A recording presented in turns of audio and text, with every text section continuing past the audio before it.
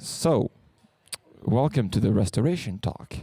So we're gonna guide you, all of you, on the live stream and also in the hall on all the work that was done this year since we got the machines in Rüdesheim, because we received them from Martin. That was 14 months ago, if I remember correctly. That's when he moved back from France to Sweden, and going to Sweden, he went by here, deposited the machines in the workshops here at Rüdesheim. So as you can see, MMX, which is what we're going to be talking about, and which is a project for later.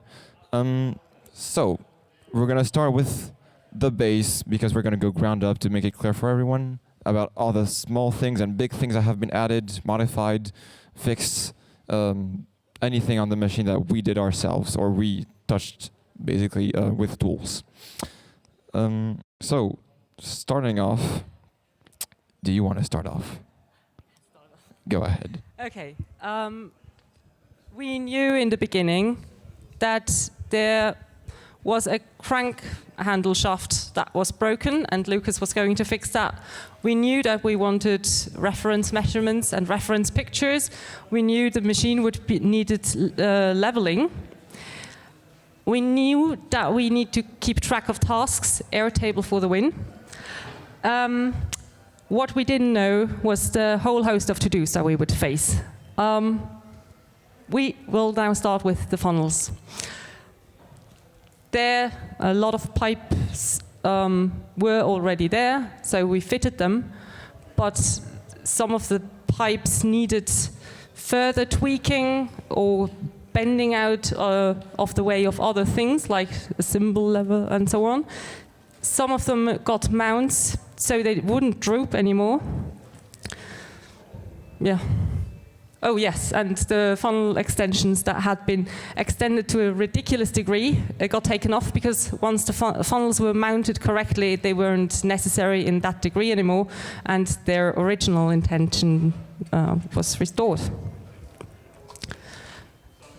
And yeah, then from the funnels, marbles would go to the marble tracks. On the marble tracks, for instance, the vibraphone marble track, the airy one that was lost on the machine, we replaced with the first version that Martin had made. We sanded that and mounted that again, because the airy one had broken, to prevent this one from breaking in the same or similar fashion. This vibraphone muting lever got a roof to make sure that we wouldn't bash our hands into the marble track, for instance. And to connect the vibraphone marble track to the collector marble track, composite part was made that links the two wooden parts. And underneath the programming wheel and so on are the drum marble tracks and bass marble tracks. As the height difference is very small, we needed them to be very stable relative to each other to make sure that marbles were rolling down, not flowing backwards or standing still. To that end, most of the marble tracks have by now been stabilized relatively to either the frame or each other, with brass pieces linking them and other metal pieces. So here's one of those ridges. This one is pushed down, for instance, relative to the frame. Yeah, if you have a look around, you can see lots of those tweaks to make sure that the marbles can flow. The other thing that we did was sanding some of the marble tracks, because graphite powder had collected in them, and dust, of course, and also evening out some of the transitions to make sure that marbles wouldn't jump out just due to catching a corner somewhere. One of the other issues that we saw on the machine when we received it from Martin probably happened either in transport or from all the tweaking that Martin did with the machine, was with the levers. So if we go to this side of the machine, this is the cymbal lever. The top one does this. Mute it. And this is a very complicated lever. For anyone that's seen it up close, whether it's in CAD or anything, this lever basically starts here as a slider and ends up in the middle of the machine as some sort of ball joint. So this lever basically has to go around all the belt and everything inside. It's a very complicated lever, and it happened that it was completely bent, like wedged in its slider in the front of the machine. So it wouldn't actually be able to bounce back when you just tap it, which was very annoying because you want it to be able to mute it fast and just hit it so it doesn't resonate with the stick. So that was bent the other way, which was already a first start. So we had one instrument already working, even if it wasn't actuated by marbles. We had something working. The rhythm machine, which is also a cymbal, needed a bit of tuning because the timing was completely off. Martin added a lot of tuning in it, as in we could pull back the little sticks that make the hitters of that rhythm machine. So they're mounted on little springs. You can shift it forwards and backwards a bit, adjust the tension. And something he added that we didn't know about, even in the videos, was a little part behind it that preloads those sticks so they hit harder and at the right timing. So there was a lot of adjustment in that area. Took like maybe a whole day to get it hitting exactly on the right time, at the right tempo for each of those, because you can have both consecutive channels hitting the cymbal at once. So if you put the offbeat and the quarter beat, if they're off by ever so slightly, like a centimeter or so, much less than a centimeter, you're gonna hear a massive difference in like just two separate beats instead of one sole beat. Yeah, so that's the rhythm machine. We have a lot of stuff.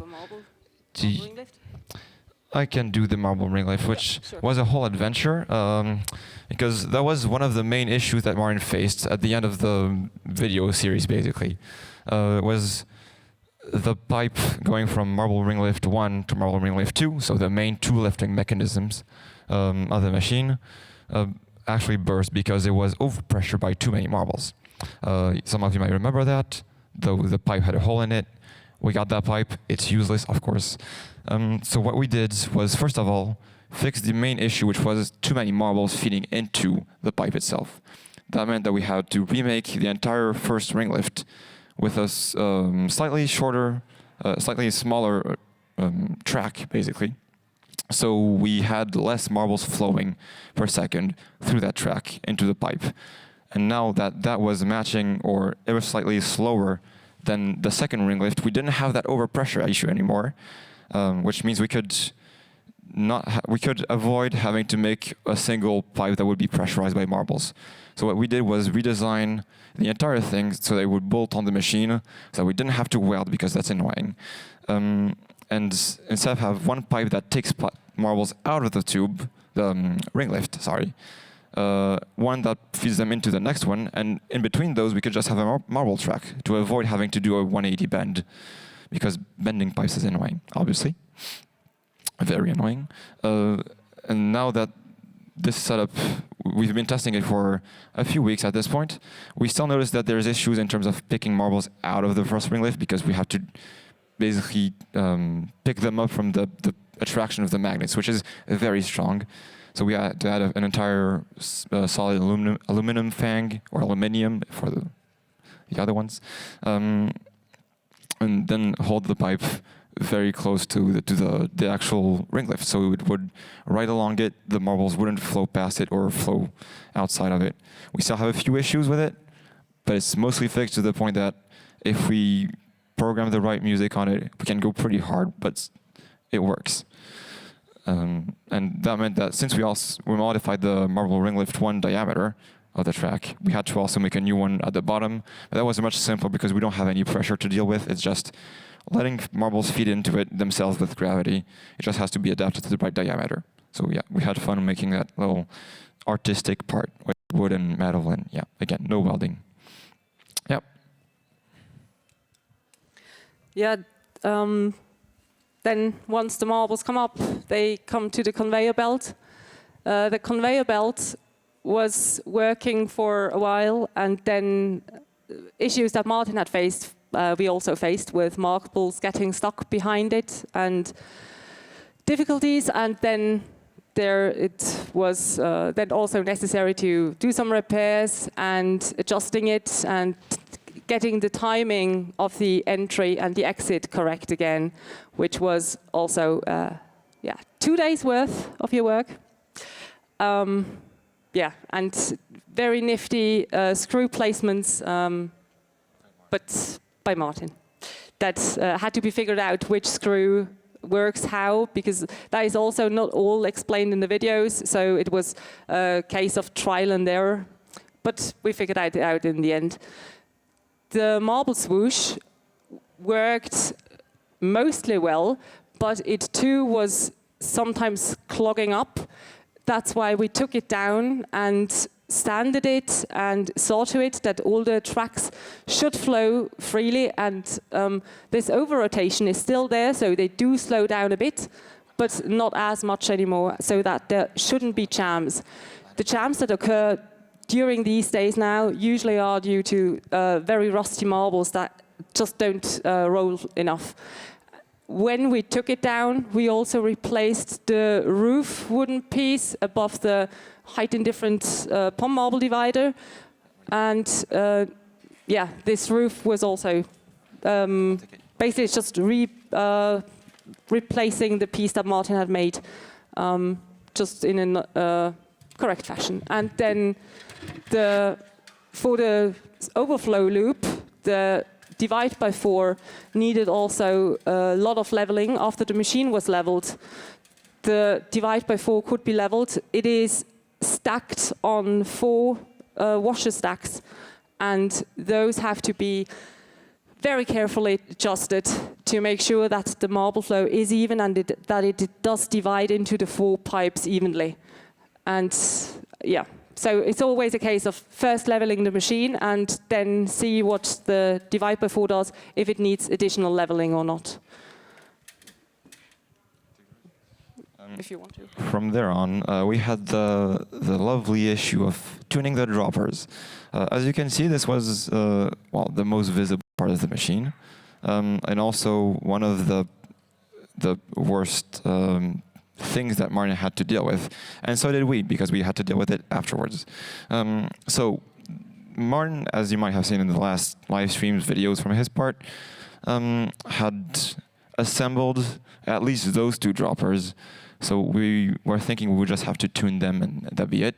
So we tuned them and it worked slightly, but then when we had to actually make the rest of the droppers, which were still in pieces, it turns out we wanted to standardize everything, so we took them down, dismantled them a tiny bit, and remounted everything, making sure that it was perfectly the same as every other one. So the case of tuning that, well, happens now that we have all of them mounted, which happened not that long ago at this point, about a week or 2 ago, yeah. And so these also had to be assembled from scratch. So the welding of the parts was done at this point back in autumn. So that was a while back. And all the other parts were deburred, were prepared, drilled, tapped, everything was done so that they could be assembled. And the assembly happened multiple times to make sure that it was right, we had the right standards. We're using everything was done correctly enough that it worked reliably. I'm saying reliably because some of you saw it work.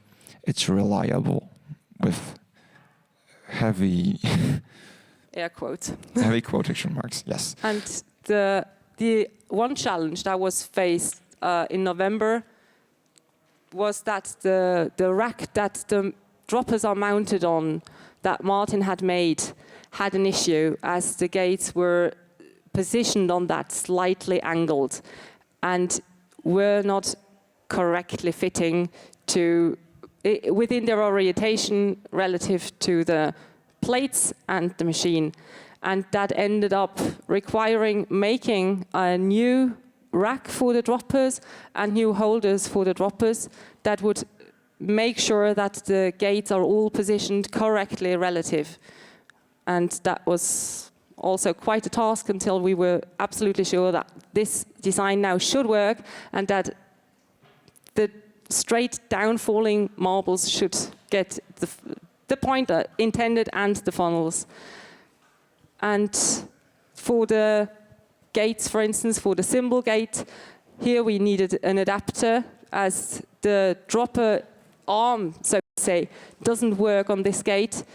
The L is down below, reaches into a pipe, and this has to fall back to make sure that the marble drops.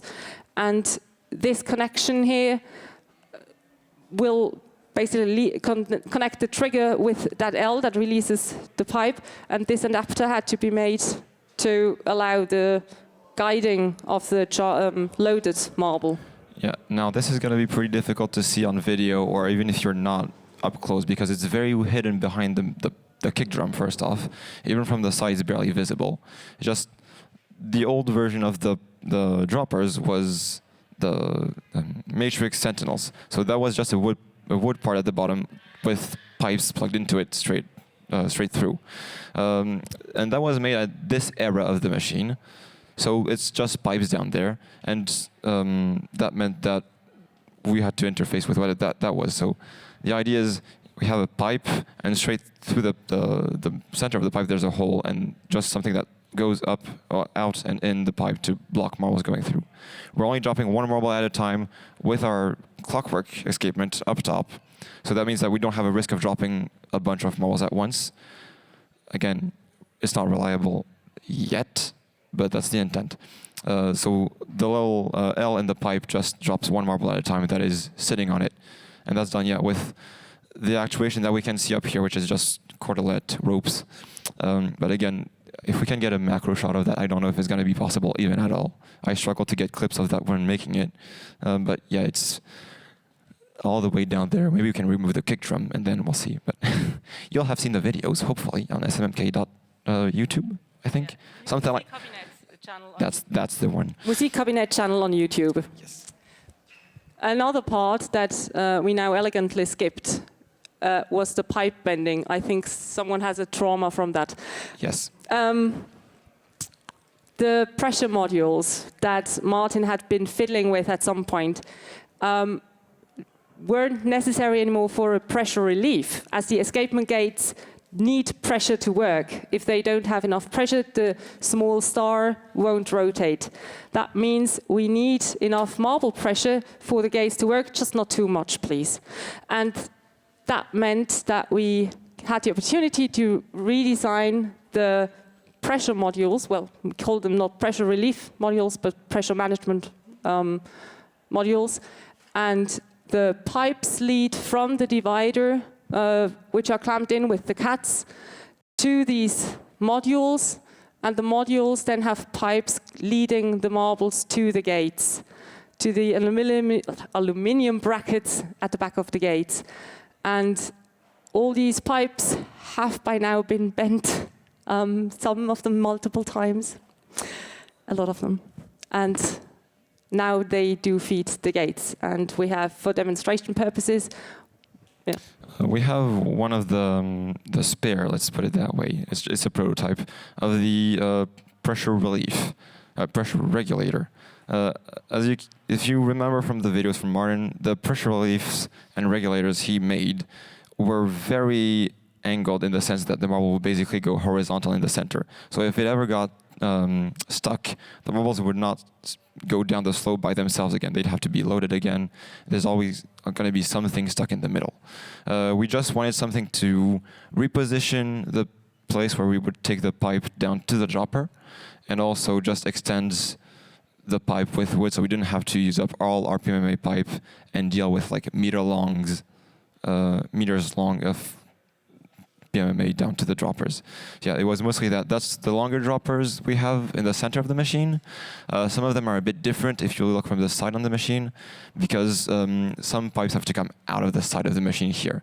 So for those, we made the pressure regulators a tiny bit shorter, so that they would actually allow us to get pipe out through the side of the frame, as you can see right now, or even behind the frame. Yeah, so those are all the things we had to do with that mess up there. And for the other regulators, the ones that Martin had already designed and shown for the gates that he had made, these we didn't replace. We just made the new ones for the gates that hadn't been assembled yet. So from the symbol and the vibraphone gates. Those were the missing path links, basically, from the divider to the gates. And one thing that we did enjoy doing very much, and was very fun because we got to play with instruments, was the resonator pipes. Surprisingly, Martin hadn't even gone to that point yet in his progression, so we didn't even have an example of what to expect in that sense. So again, just PVC pipes that you would see in like plumbing, which works surprisingly well.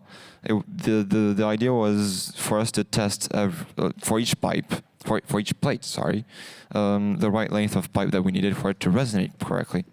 So if we didn't have that system set up, the vibraphone, the vibrato mechanism that makes it a vibraphone would not function. I can take off one of the pipes to show it. I don't know if you have audio for that, maybe. But yeah, the intent was just to have all the pipes bent down through for all the, well, not bent, actually, assembled for all the pipes. And again, we had all the pipes, which meant there's 38 total, I think, or 32? I think 34 due to 34. missing plates. Yeah, okay, 34 out of 35. Don't blame us for the loss, it's Martin's fault. Again, so we had to make all the plates resonator pipes. So we have a bunch of those in the behind the scenes. The longest one ends up being 1.5 meters long. So we only use that one on special occasions. And for now, we have tested all of those on the machine and they work perfectly fine. The issue is just fitting them. Obviously, 1.5 meters long pipe is going to have to be on the outside. And yeah, and that leads us to the plates, which some of them are not finished, if you can take that up. The plates, when we received them, they came partly assembled, partly not assembled. The ones that were usually in Martin's videos, they had the latex patches and they were mounted on the holders. That was not the case for many of the plates. And the plates that were mounted had the problem of deteriorated rubber bands, which now apparently is a reoccurring problem, if you look closely. But thankfully not for all of them. The latex patches weren't there for all of them. And so we did the testing of latex solutions, well, latex and water, and tested to see which one was the best to then latex basically all the plates, and we mounted the gates that hadn't been mounted yet and replaced the elastic string and rubber bands where necessary so that all plates are now available to be played on the machine. And that was one of the smaller tasks. Smaller task meaning it took 2 days to do it. Again, we're reaching the end of all the issues we had. One of the weirder ones, we're going to say that, was, some of you might remember that we're supposed to have kinetic fingers, that thing. Martin used washer stacks on screws in a very Martin-like fashion. So we were discussing about having actual kinetic fingers up there. Now that we have his CNC, we could figure out a design, make it maybe a bit shorter so that wasn't as intrusive. But we ended up, both not having the time for it, and also it wouldn't be necessary since this machine isn't planned to play on stage, so we don't need as much of a visual signal about what notes being played. So the quick fix / very permanent fix that we're going to use for now is elastic string and screws. So it's less janky than a washer stacks. It's still a bit janky, but it works. And the intent is we need those so that the droppers, if we drop marbles, that's going to be noisy. Yeah, that's going to be noisy. If we do both droppers at once and then that muting ring comes up, then the droppers stay blocked in the up position, so they won't ever come back down to reload and drop another marble. So we need that elastic or something to pull the front of that ring down, like this, which is why there's just elastic string for now. Again, temporary solution that will definitely become permanent because I made it. So, yeah. And the other part, which was right before this meetup, is to actually get audio to the machine. Which means instead of having all the mics that Martin wanted, i.e. one per vibraphone plate. That's way too many. We used some two small stereo mics that are just hidden behind there. You might be able to see them with some custom shock mounts because we have to fit them right in between the programming wheel and that frame rail without getting the cables just murdered by everything behind it, the programming pins. So that was a fun little activity we did this week before everyone arrived. And in terms of audio, otherwise, there's only so many things that are actually connected to an amp or audio on this machine. Most of which are just the bass with 4 pickups. Each pickup has its own cable, and the kick drum. So maybe you can hear it a bit. That's got the contact microphone that Martin is such a fan about. I don't know if we can get a close-up on the cables. Yeah, this is 4 cable nerds. This is just custom cabling with a 4-pair to get a single cable cleanly down without it snagging on anything, hopefully. Should be fine. And then back to the back of the machine where we have all the cables plugged in. So that makes 2 microphones for the vibraphone, 1 for the kick, 4 for the bass, and everything else is way too loud for a mic. So if you're playing the machine by yourself, you're gonna hear the loud instruments anyways.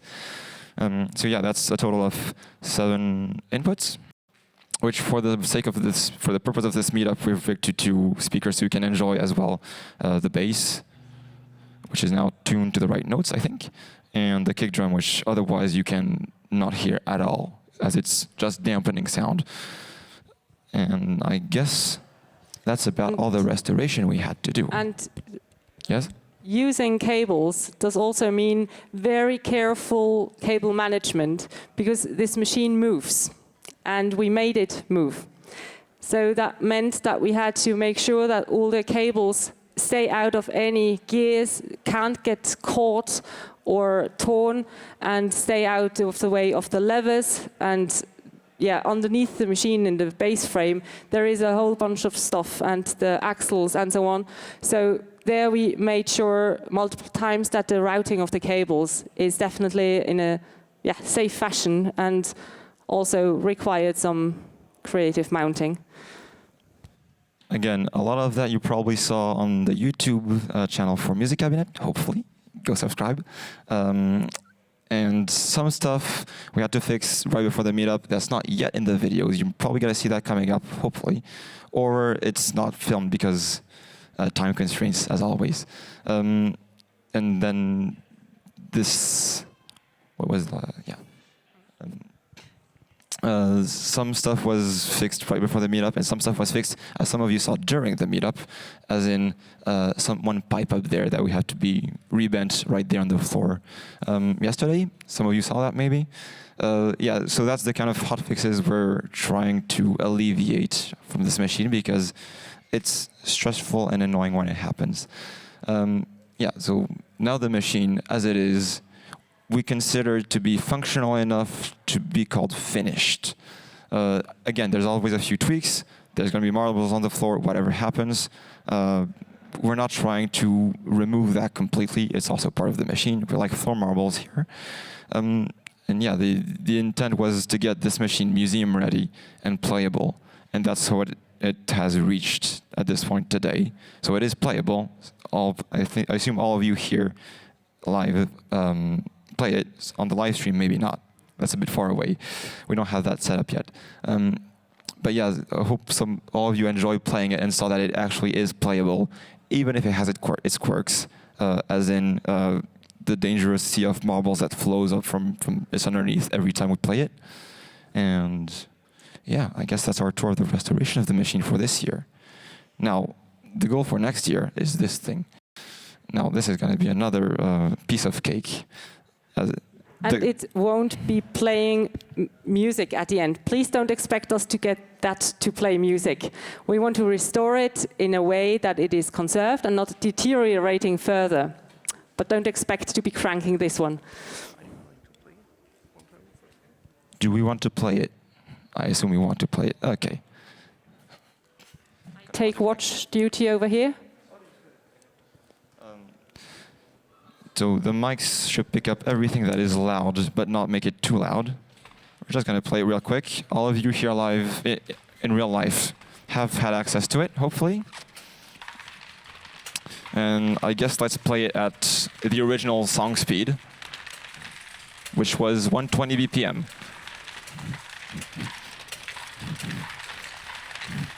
And you will notice why not every visitor is allowed to play it very fast. The shaking is very significant.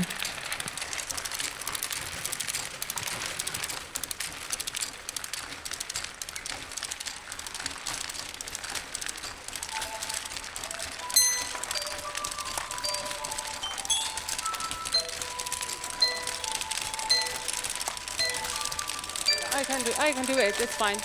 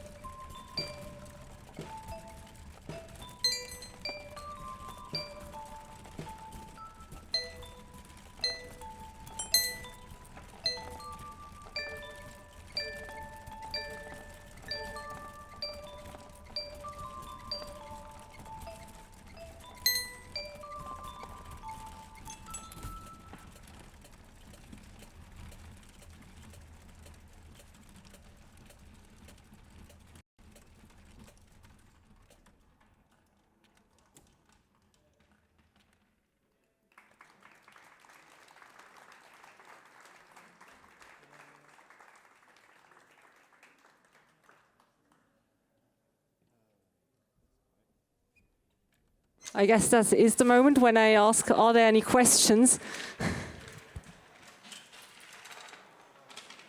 Mic for questions. Is there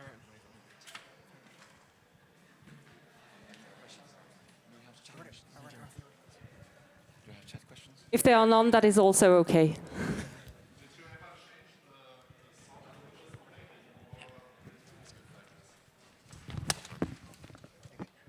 Did you ever change the song which is playing, or did you always leave it at this song? We didn't have the time.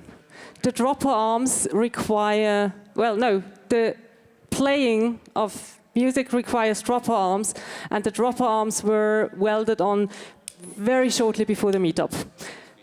This weekend, yes. So we had time to program one song so far. And you plan to program other songs as well? The plan is to.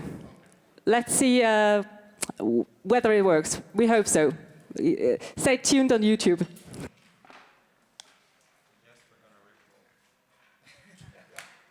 Yes, we're gonna rickroll somebody with it. Yes. Yes? You said you had to remove the graphite powder.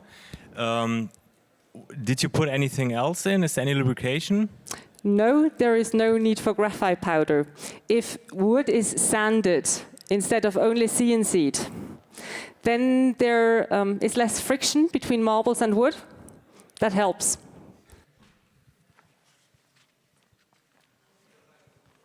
There was quite a bit of sanding and some chiseling going on down there to make sure that marbles flow, and up there. The issue with the graphite powder is also that there was too much of it, which made the opposite effect, which means it stuck to things. So that was very annoying, that was counterproductive. So we removed a lot of it. There's still some stuck in some places, which is fine because that's a reasonable amount. And it was mostly transfer, basically, because the graphite powder was used in some of the gates that had the sliders, but the marbles would pick up that graphite powder and carry it all over the machine. So in some places it would get stuck, and graphite powder plus humidity, they become a sticky mess instead of a smoothing mess. All right, before we all go, there's one more thing.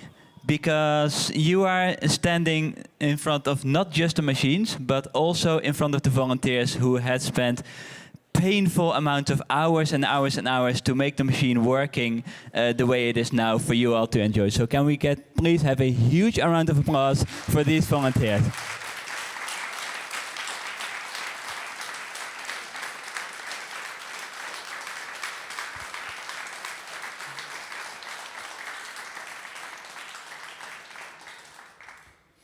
If there's no more questions, then thank you so much for coming over here. If you haven't yet, definitely get a go on the marble machine. And in Hall 3 at the stage, we will be recording a podcast live here for their 300th podcast anniversary. Thank you very much. Thank you.